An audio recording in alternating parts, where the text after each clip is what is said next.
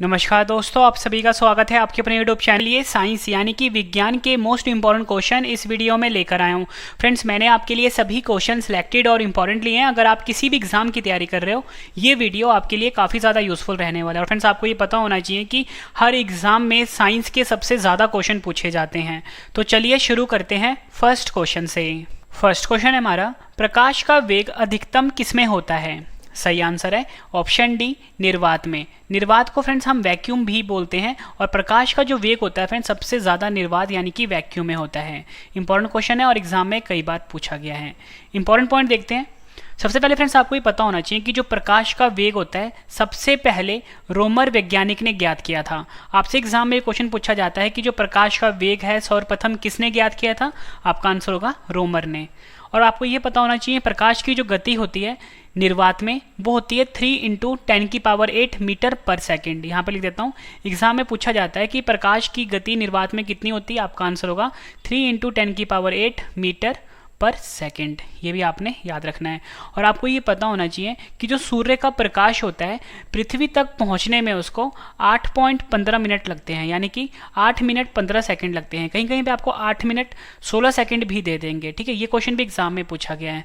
और सबसे ज़्यादा इंपॉर्टेंट क्वेश्चन फ्रेंड्स एग्जाम में पूछा जाता है कि माध्यम के तापमान में वृद्धि के साथ प्रकाश की गति पर कोई फर्क नहीं पड़ता। एग्जाम में पूछा जाता है कि माध्यम के तापमान में वृद्धि के साथ प्रकाश की गति पर क्या फर्क पड़ेगा? आपका आंसर होगा कोई भी फर्क नहीं पड़ेगा। फिर जितनी भी आपको मैं एडिशनल इंफॉर्मेशन दे रहा हूँ सब अपने आप में क्वेश्चन है और एग्जाम में पूछे जाते हैं।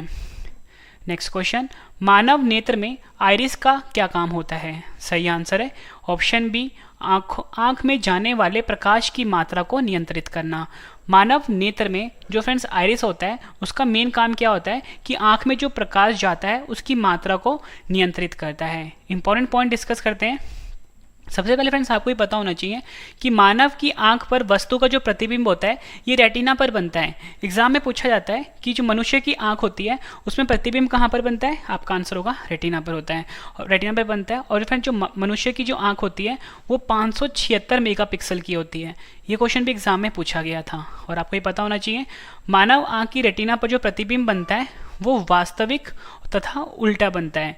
ये क्वेश्चन भी एग्जाम में पूछा गया है कि मानव आंख की जो रेटिना होती है इस पे प्रतिबिंब या इमेज कैसा बनता है? आपका आंसर होगा वास्तविक तथा उल्टा। और फ्रेंड्स नेत्रदान में आंख के कॉर्निया हिस्से को दान दिया जाता है। कभी भी जो फ्रेंड्स नेत्रदान होता है उसमें पूरा आंख दान नहीं दिया जाता, कॉर्निया वाला हिस्सा हमेशा दान दिया जाता है। और स्वस्थ नेत्र के लिए स्पष्ट दृष्टि की जो न्यूनतम दूरी होती है 25 सेंटीमीटर होती है। ये क्वेश्चन भी एग्जाम में पूछा गया है। अगला पॉइंट जो मैं बता रहा हूँ फ्रेंड्स ये भी एग्जाम में पूछा गया है। यदि कोई व्यक्ति दूर की वस्तुओं को नहीं देख सकता तो इस दोष को निकट दृष्टि दोष यानी कि मायोपिया कहते हैं। आंखों का ऐसा दोष फ्रेंड्स जिसमें किसी भी इंसान को पास की चीज़ें दिखाई दे लेकिन दूर की चीज़ें जो होती है ना फ्रेंड्स वो दिखाई ना दे, उसे हम बोलते हैं मायोपिया या बोल सकते हो निकट दृष्टि दोष। एक और इम्पोर्टेंट क्वेश्चन है, यदि किसी व्यक्ति को पास की वस्तुओं जो होती हैं वो दिखाई ना दे, ठीक है, तो उस दृष्टि दोष को हम बोलते हैं हाइपरमेट्रोपिया। ये आपने याद रखना है। अगर दूर का ना दिखाई दे तो मायोपिया यानी कि निकट दृष्टि दोष, और अगर पास का दिखाई ना दे उसको तो उसे हम बोलते हैं दूर दृष्टि दोष यानी कि हाइपरमेट्रोपिया। ये आपने याद रखना है।